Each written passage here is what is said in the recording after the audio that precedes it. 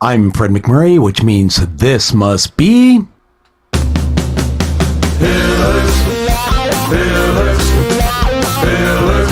of Franchising. Pillars of Franchising. We at the Pillars of Franchising team would like to express our gratitude to FeedSpot for listing us as number one in their 2023 list of top 50 franchising podcasts that you should listen to. Thank you from everyone here at Pillars of Franchising. Hey, and welcome to another great episode of Pillars of Franchising. We'd like to thank you all for joining us today. Just a couple of things I want to bring up. Often we're asked, what are the pillars of franchising? And I just want to focus today, open the show with finding the right opportunity. That happens to be one of the many pillars that we believe in and work to deliver to you with each and every show. So with that, Sarah, welcome and happy Friday Eve. Hi, Kristin. How are you? I'm good. How about you? Good. So, word on the street. We have another big established franchise goes into bankruptcy, Burger King. There's quite a few other ones that are pretty big that I use regularly, like Party City that went out this year as well too.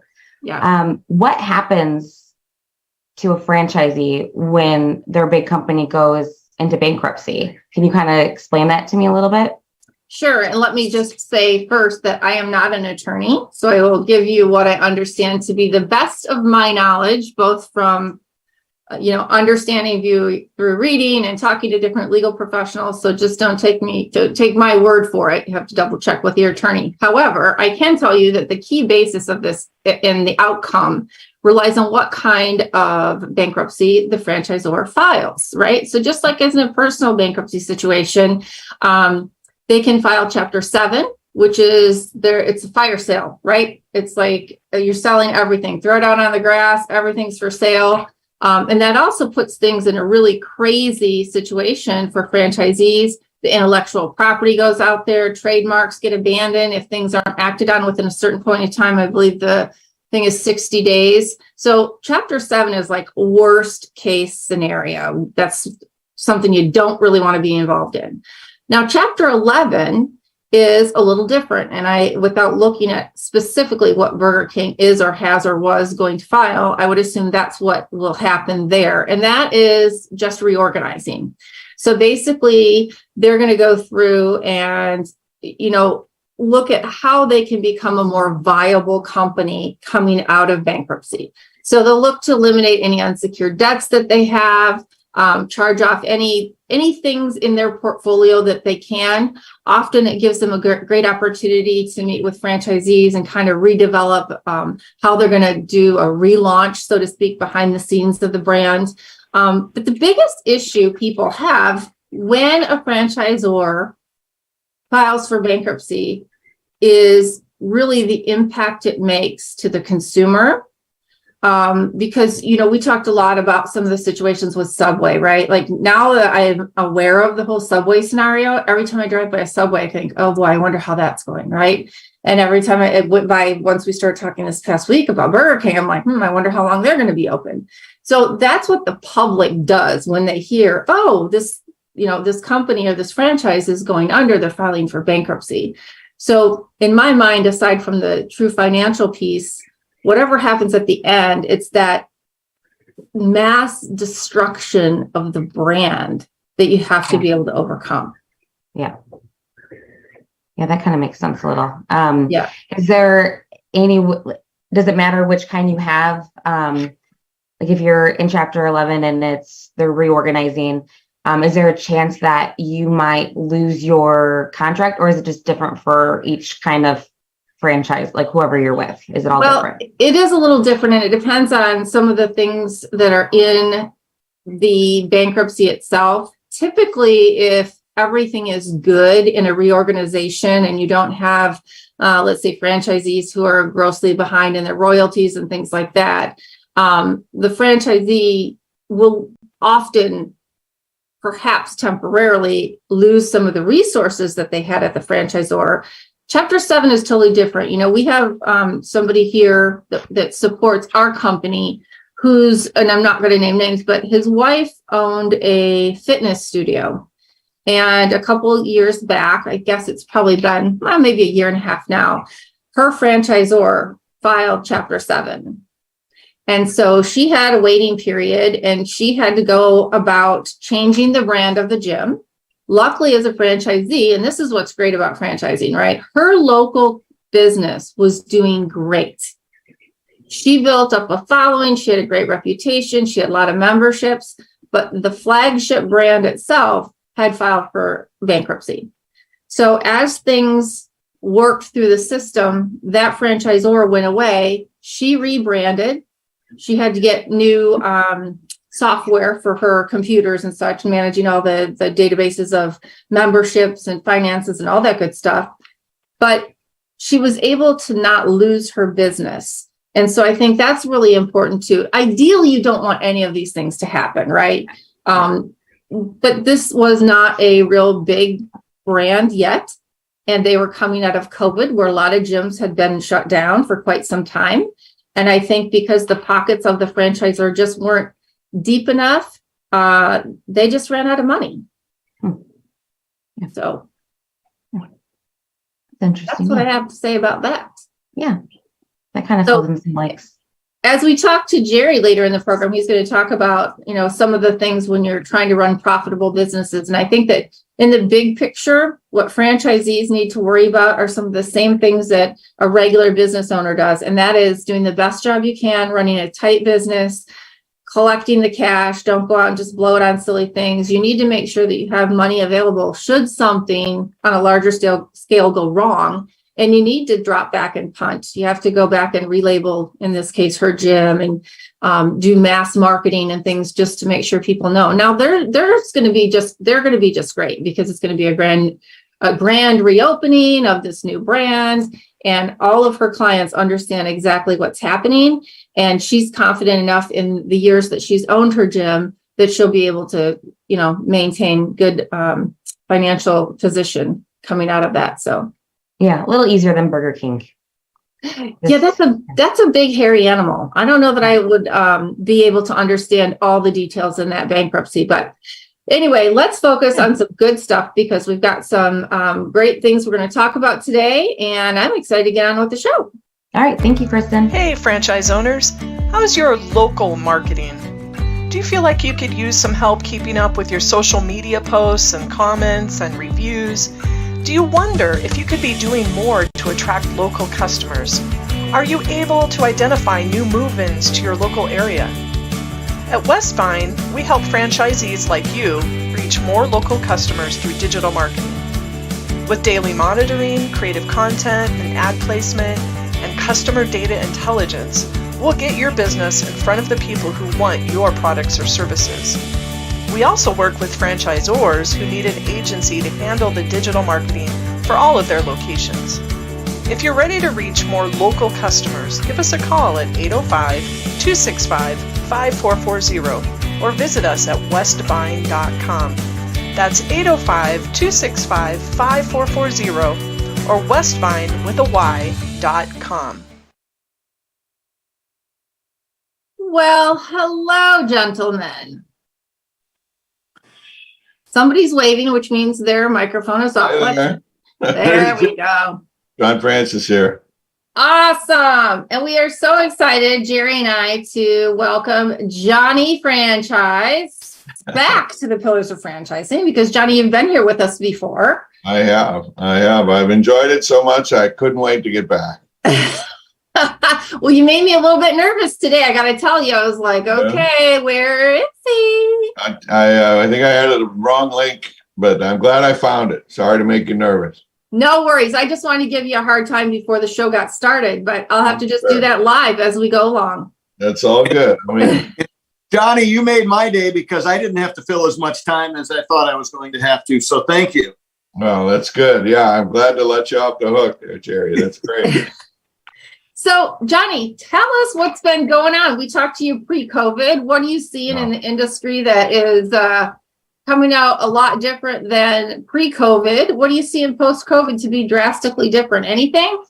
I don't know about drastically different, but a few subtle differences. I think generally speaking, I see things back to kind of full blast. If you survived it, if you're still here, and if your business survived it, your business is still here, then I think things are going pretty well. You know, the conferences I've been at the last few months, everybody seems to be like record attendance, right? Everybody's busy, everybody's happy, everybody's making deals, making agreements. You know, it's back. We're back to, I would say, full throttle. So generally that's good. Right. Subtle differences. I see some millennials, these young people, and I'm getting older, so of course I'm losing my mind, but the younger people have a different approach, right? And which is good, and some of that's normal, obviously, and healthy, but I think they think it's easier than it looks, you know? And I think what I'm generally seeing, the people I talk to start up in early stage, it's like, I think they really don't know what it takes to be successful.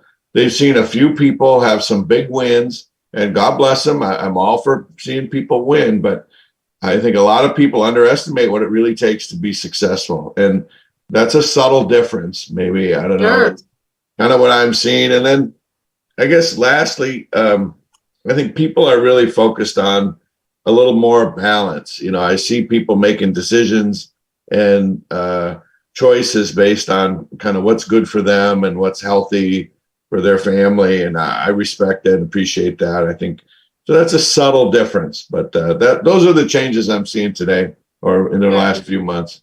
Johnny, you brought up a good point. Both of them were good points. The first one I want to talk about a little bit, though. We talk about this quite often, and we're seeing. It seems like the message that potential franchisees has changed a little bit over the last 3 or 4 years.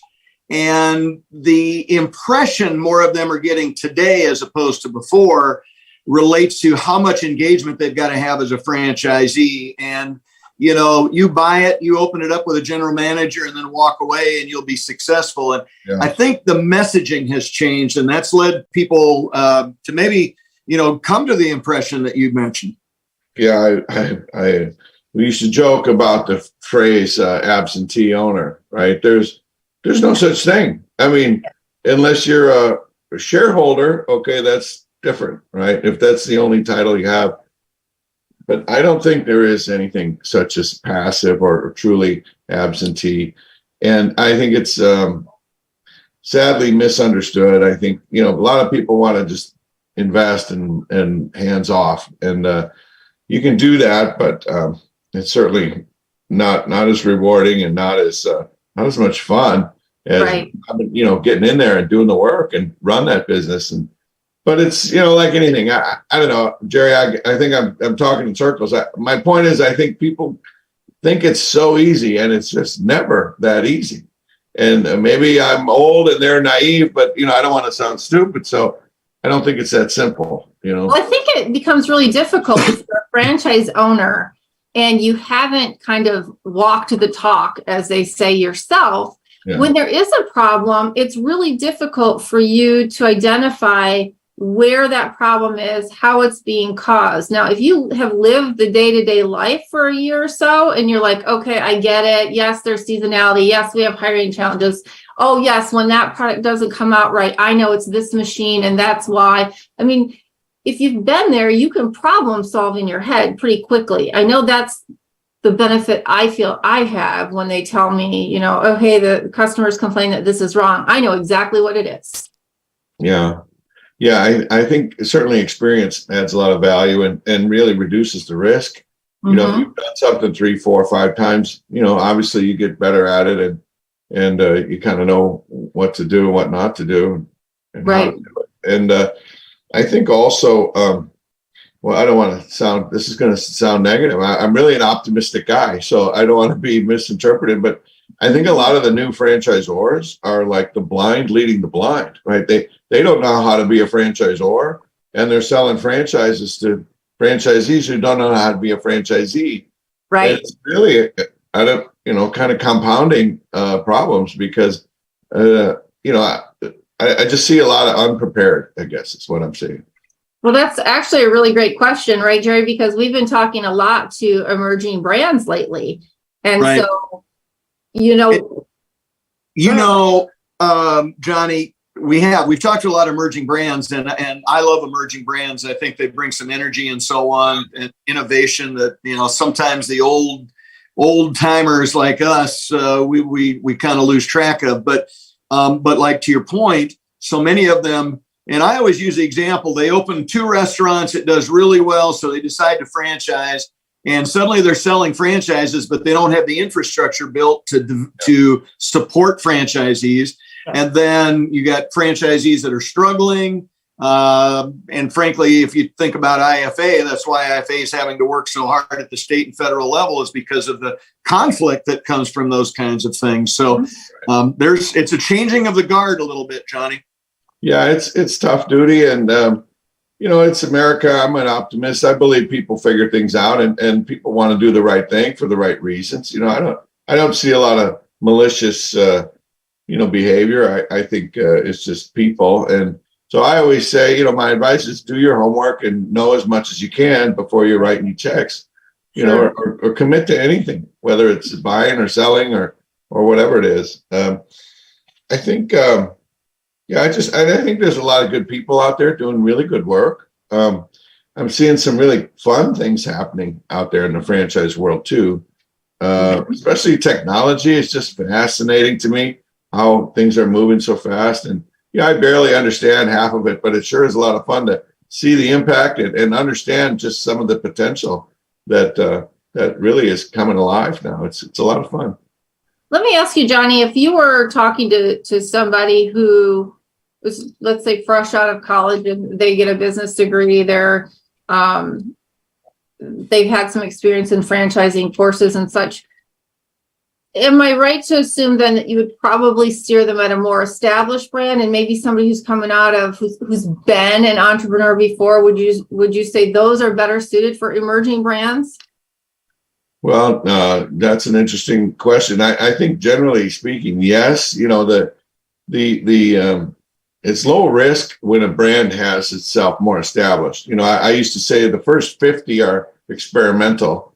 The next 100 are more stable. The third 100 are that's where you really get some scale, and they got vendors and they really understand really how to make money. The best time to get on a brand is when there's 300 or 400 and they're on their way to 2,000. That's if you could predict, right? Right. So, for a new, young, fresh rookie, first time franchisee, I would say, sure, if you can afford it and you can find one that's available, get on a nice, solid brand that's got a strong reputation, and look at resale. I've been impressed with the formulation of return on investment when you look at not just own and operate, but sell that thing someday.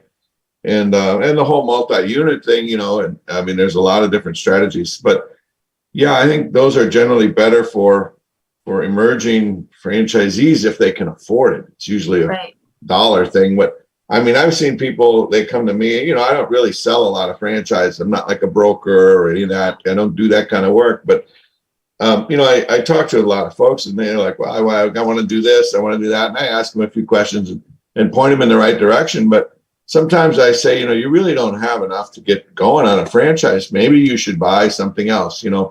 I've seen people go into like vending machines, and say, look, you're going to do that for 2 years or whatever, and you're going to double or triple your capital, and then you'll be ready for a franchise, and you'll learn a lot, and you'll understand things, and you'll appreciate it that much more. So, if you don't have what you really want, you don't have to settle necessarily. I call it like buying a car, right? Like, I love to go to the Mercedes dealership, but it's inspiration for me, right? That's a goal setting opportunity, right? This is what I want, but that's not where I'm making my purchase, right? So if you can't afford it, maybe don't buy it, or wait until you can have enough to get closer to what you really want, right? Because franchises can be easy to get into, but really not so easy to get out of. Sure. And, I guess related in my head is going, a franchise is not a life sentence. you can get out of these deals if you want to. So you should know about that when you're going in, is what really I'm trying to accomplish here. Something I want to hold on to and build it up and give it to my kids, or is this something I'm going to work hard for 5 years and try and scale up and turn it over to somebody else? It's and John, you and I both know there's a place in franchising for both of those models. Exactly right. We need them all, and we want all the good ones, right? I want people that are willing to work hard and pay attention and do the right thing and take care of everybody around them, their people, the brand, and the customers, and everyone else. But it's not easy, and it's never simple, but it works, man. And when it works well, and everybody wins. That's what is so fascinating about the whole franchise model. When everybody does their part, everybody wins. Yeah. And you bring up a great point, Johnny. I mean, I get asked all the time how we built our organization to the size that it is. Yeah. And the short answer is hard work and risk. We bought one and did well with it, used our skills to turn it around, and then bought a handful more and did the same thing with them. And suddenly, we had people approaching us who hadn't found that level of success or were retiring or whatever, and they wanted to get out. But I see so many new franchisees coming in and wanting to skip all those steps in between.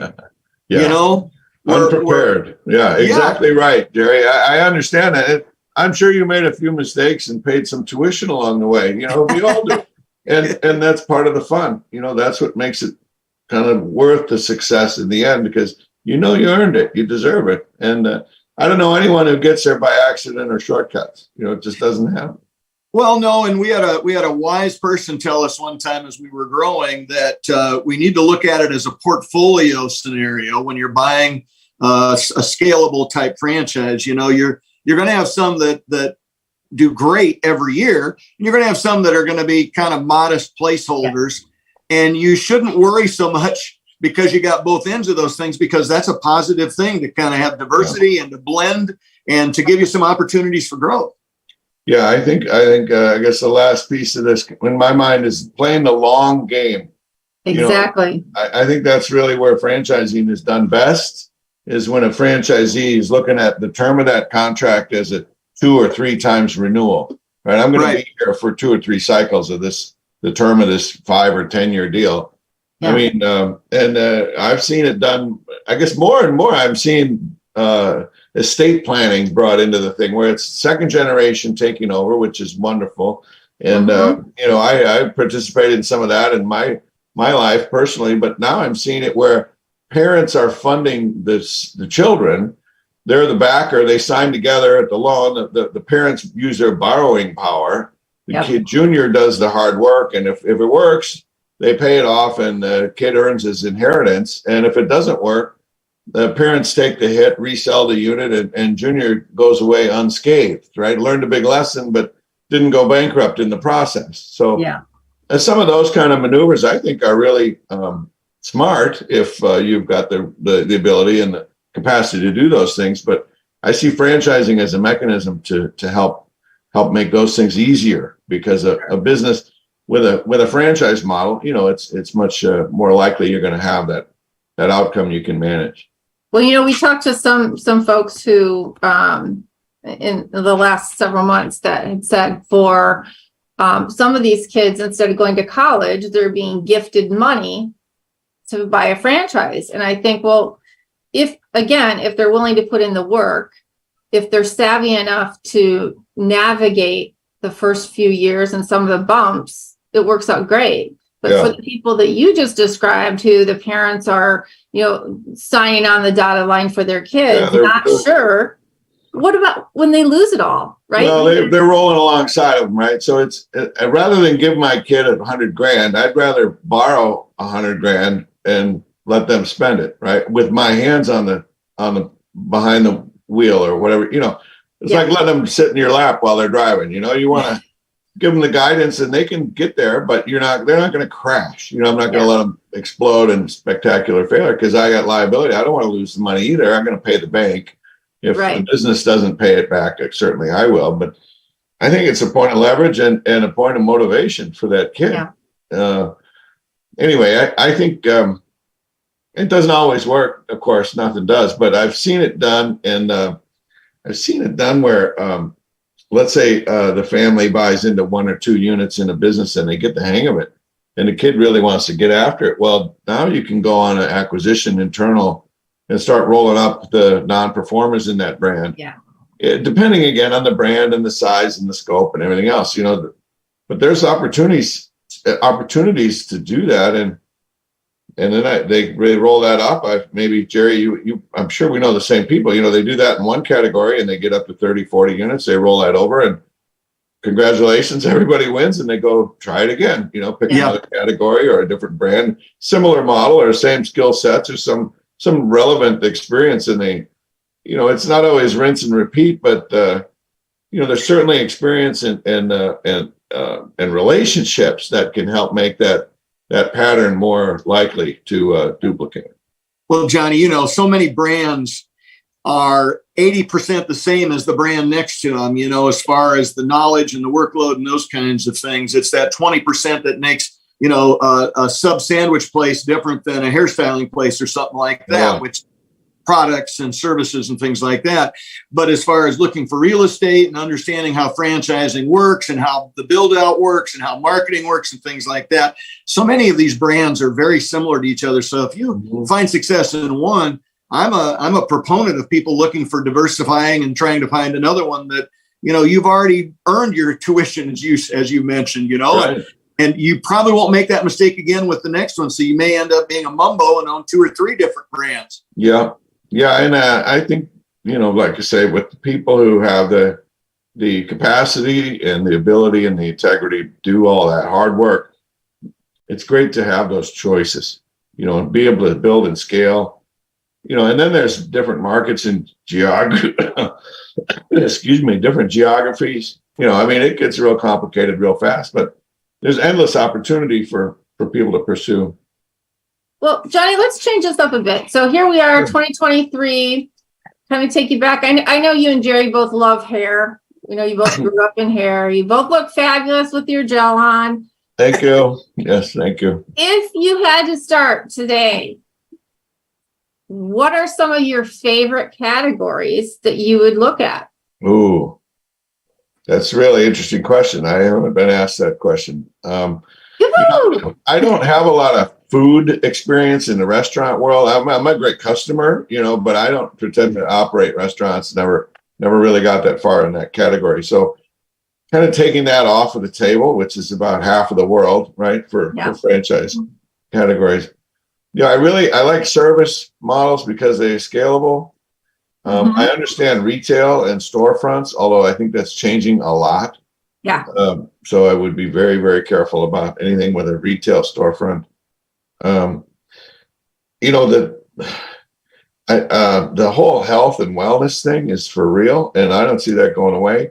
And I think as the universe ages or the population ages, there's still a huge wave, I think, of the whole baby boomers. Yes. And all that. They're getting old, but they're not old enough. And as that's going to continue to happen, I think if there was a way to combine, that sort of demographic wave, because it's undeniable, with a concept that's somehow innovative, which I don't know what that would be because I don't pretend to know what I don't know, but then applying some of these new technologies, because there's just some fantastic technology that I think is going to change some industries. Well, probably going to change every industry sooner or later, but sure. I think I don't know if that's a specific answer, but that's kind of where my head is thinking, something towards that senior care or health and wellness, applying some innovative technology to the model in a service-based approach with not a plus high volume retail, but some other type of real estate if there is a real estate component. Okay, very good. Jerry, how about you? You got any big sticky questions you want to ask? I got him on that one. Oh, wise guy, eh? One up you or something like that? No, I was really curious because really, Johnny's been in this game for a long time. And even I sit back and go, I wonder what I want to do tomorrow, right? Like, I love my business. I love what I do. It's the only thing I know really in franchising, but there's so much other great stuff out there. There really is. Well, and we've seen so many innovative ones come up, and even competitive ones. Somebody comes up with a, innovative solution to something, and it's not very long before another brand, does a similar version of it. And that, Yeah. and Johnny, what I'm seeing too, and I'd love to hear your take on this.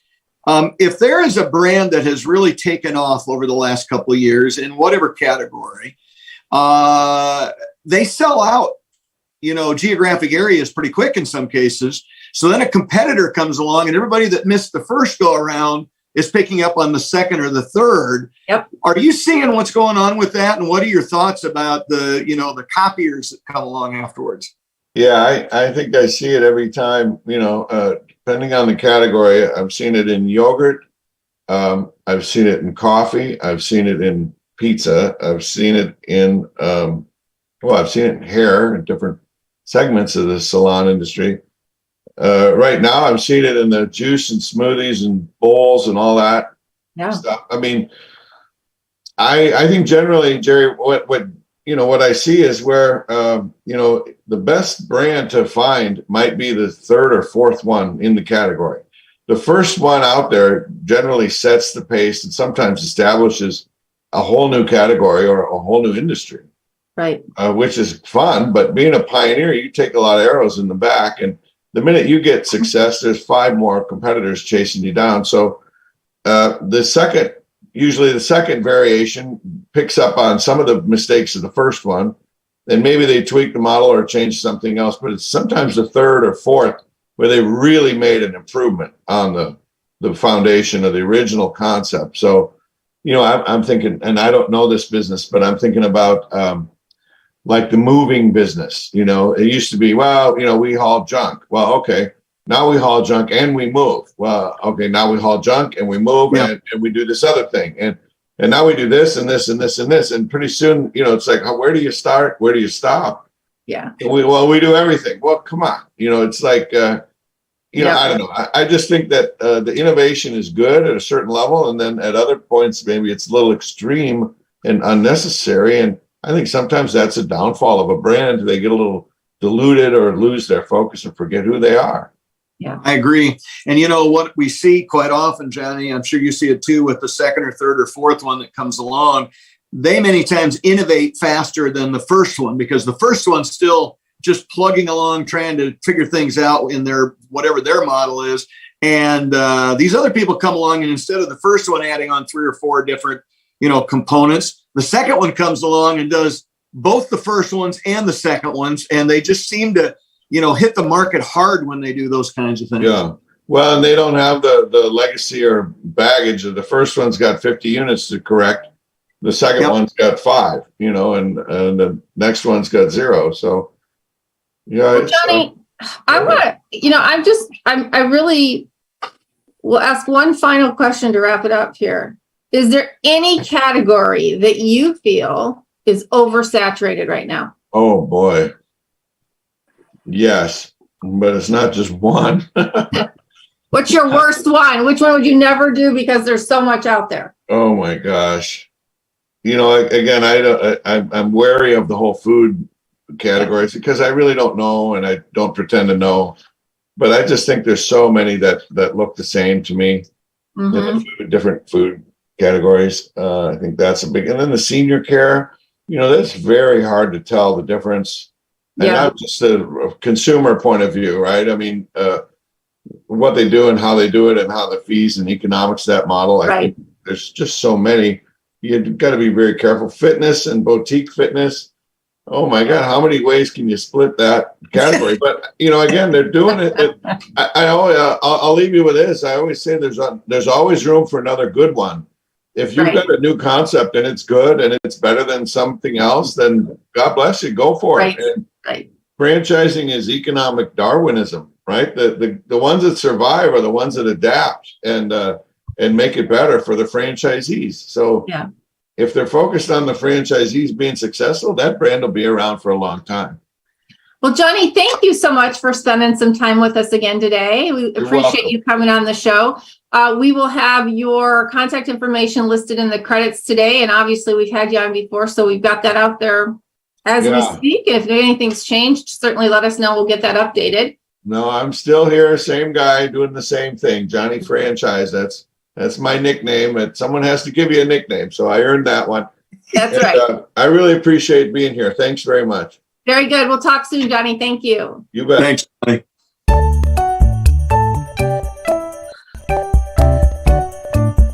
What are the top 3 reasons that you should tune in to Pillars of Franchising? 1, franchise advice from the Million Dollar Mentoring Team. And 2, how about interviews from franchise professionals and influencers? And number 3, how about getting some professional tips on buying, growing, and exiting your franchise? Join us on Pillars of Franchising to learn about the secrets of franchising success. You can find us at 4 p.m. Central Standard Time, wherever you listen to your podcast.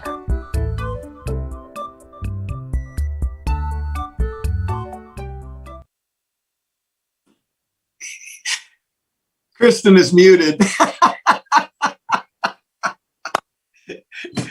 Kristin, I can't tell you how happy that made me to see you do that. Oh, hell Lighten the no. mood. And by the way, I just love it when that commercial runs just before I do my piece. Oh with my you. God. I almost don't recognize you in that. Yeah, I don't know what I was thinking with those like old lady glasses, but I don't know. Anyway, it's time for a redo. Okay, talk to Fred. Yes. We had a couple glasses of wine, maybe not. So that's how that turned out. Anyway. Well, you did good. You did good.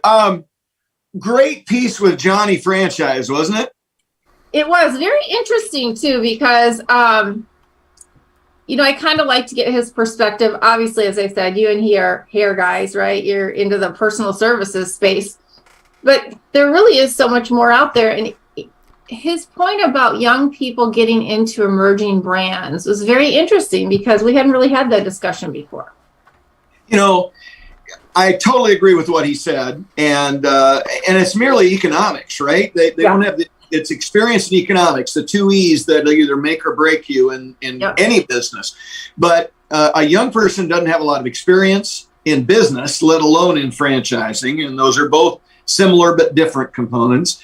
And they're going to struggle, but emerging brands are attractive to young people because they're new and they're hip and they're doing things different, right? Yeah. So it's kind of like the moth to the flame. I see a lot of young people gravitating that way. So again, to Johnny's point, it's economic Darwinism, and they will earn their tuition as they make mistakes in the business. And then, we just hope that they've got the strength and the perseverance to continue moving forward with it, because it's a great opportunity for them, but there's just some challenges. Well, the one thing I think that where, if you recall, when we interviewed Thomas Scott of Home Run Franchise Brands, the thing that I really appreciated about him is that he has adjusted his cost of entry, if you will, so that these young people can actually get involved in a newer brand. And he's aligned a lot of extra resources again to help them. So kind of in contrast to what we were talking about, there are some franchisors or umbrella companies such as Home Run Franchise Brands that are working to hit that target, right? Which is interesting to me because emerging brands need every dollar they can get. So every discount they get, elongates their profitability cycle. It makes it much more difficult. So I think it's a very positive thing. I wish more emerging brands would do it, but I understand why it's difficult for them, because that, 10 or 20% discount is the difference between keeping the lights on and not for some of them. So I don't really expect to see a lot of them doing it, even though they need to. I just don't think the economics are going to work out for them. Yeah. Well, let's hope it works out well for everybody. Let's talk about economics, Jerry. That's what we're going to talk about with you today. Sure. And Johnny touched on it. So many people buying franchises and just expecting to open the doors, pay their money, and it'll become profitable and they'll retire early and don't have to really work at it.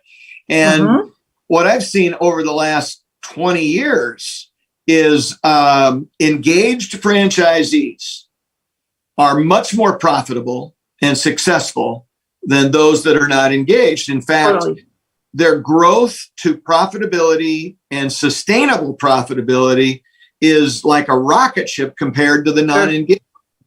In the last 6 months, I've worked with 4 different franchisees, it would be 8 different franchisees who were working in the same markets, in the same business, okay? So 4 different businesses, competing type people.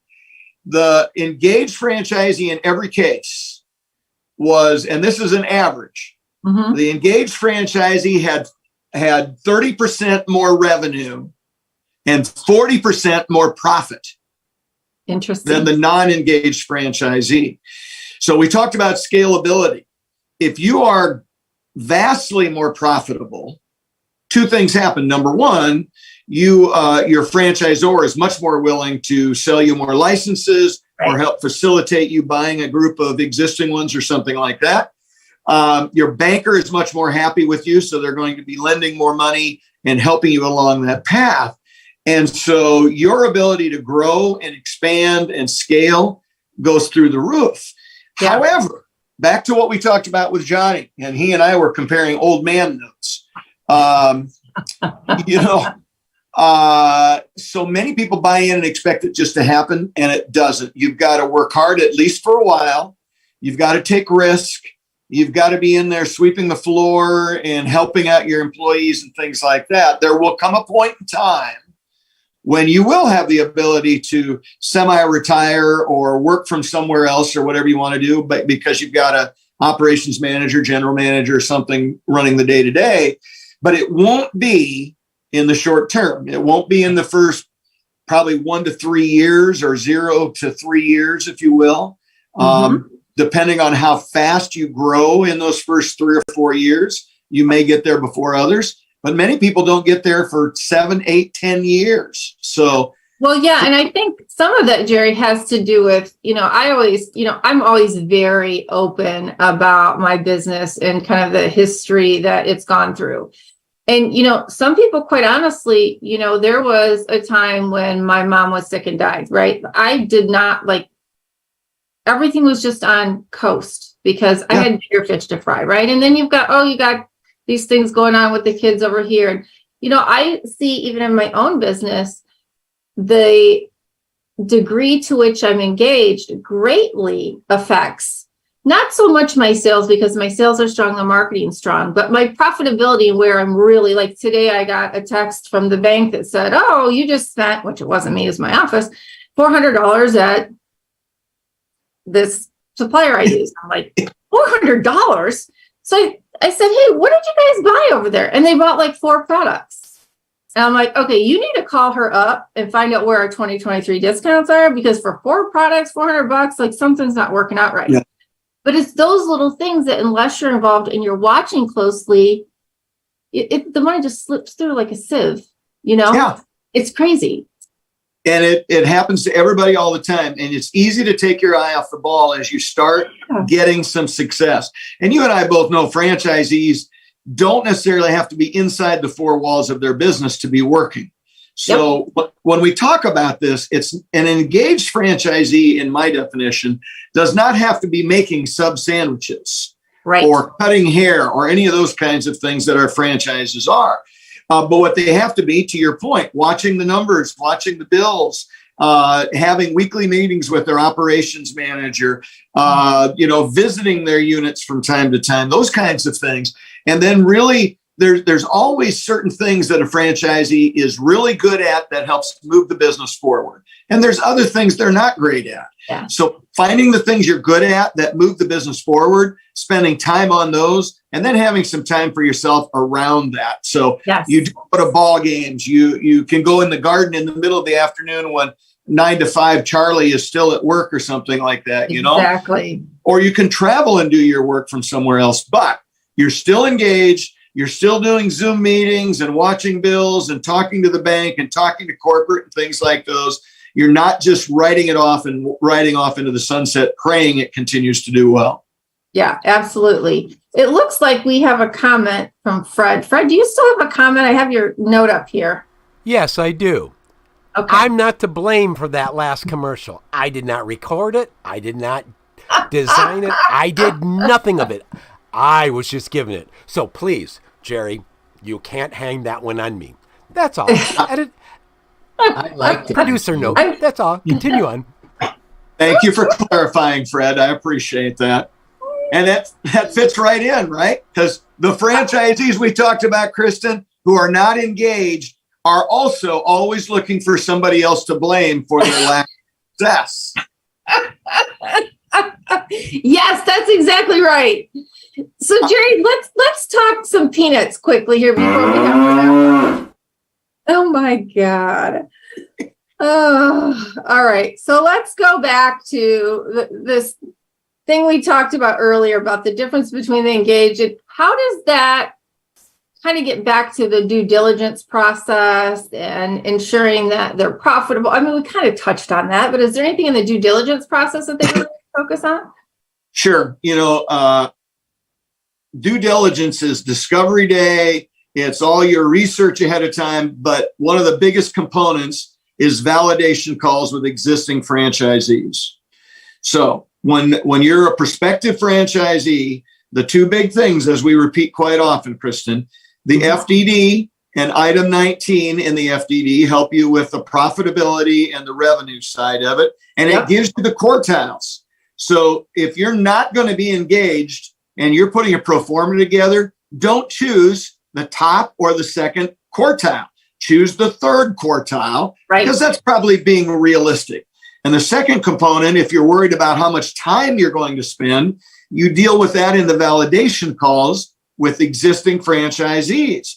And in my experience, those existing franchisees are very open and honest. In fact, might be a little pessimistic sometimes. They may say, you're not going to be successful if you don't work 50 hours a week or whatever the case might be. But that's good information. Maybe you think you're smarter or work faster than they do or something, and you're going to do it in 30, but at least you had that information going into it. So the two big pieces, right? FDD and as a part of the FDD, item 19, and then validation calls. And discovery day is a part of it, of course, whether it's virtual or in person.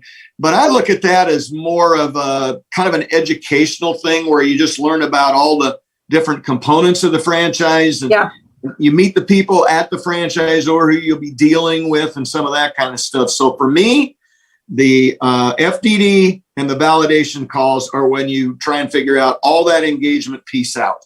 Yeah, I think the next big one, though, once you sign on the dotted line and you pay that check, is you need to be very intimate with your operating agreement, because that really tells you this is what your day is going to look like, right? It's no longer hearsay or, what another owner perceives it to be according to them, right? Now this is the nuts and bolts of things. So I think that's good. Yeah. And, franchisors, of course, we love all our franchisors, but they want to sell a unit. That's right. And they understand they're going to have some units that are really overperforming and some that underperform. And in many cases, it comes down to the franchisee as to which end of that spectrum your unit falls into. And the franchisor understands that. So if you don't pick up on the details in that whole process, they're going to make money either way. So don't expect them later on to take a bullet because you were not good in your due diligence and you chose not to be engaged. And again, I am not telling people that they can't be a franchisee and be less engaged. I'm saying at least early on, it's going to dramatically impact your revenue and profit. Sure. Later on, if you have the right people doing the right things under your tutelage, you may be able to do it from afar and not work so many hours. So let's be very clear on that before we get a lot of calls. Very good. I appreciate that, Jerry. Thank you so much for your time today. And I am going to write down and look up, I was going to say get my dictionary, but we don't do that anymore, and look up the word tutelage, because that's not the first time you use that word. And I'm like, what in the hell is a tutelage? I just don't know.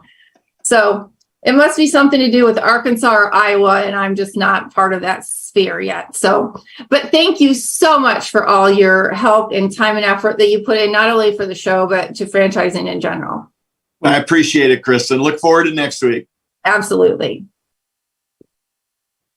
And I'd like to thank you all for joining us on the show today. And thank you to John Francis, AKA Johnny Franchise. We appreciate our $1 Million mentors, Jerry Akers, Andrea Mundy, Ray Pillar, and Karen Kimsey Sword for their continued commitment, and insight.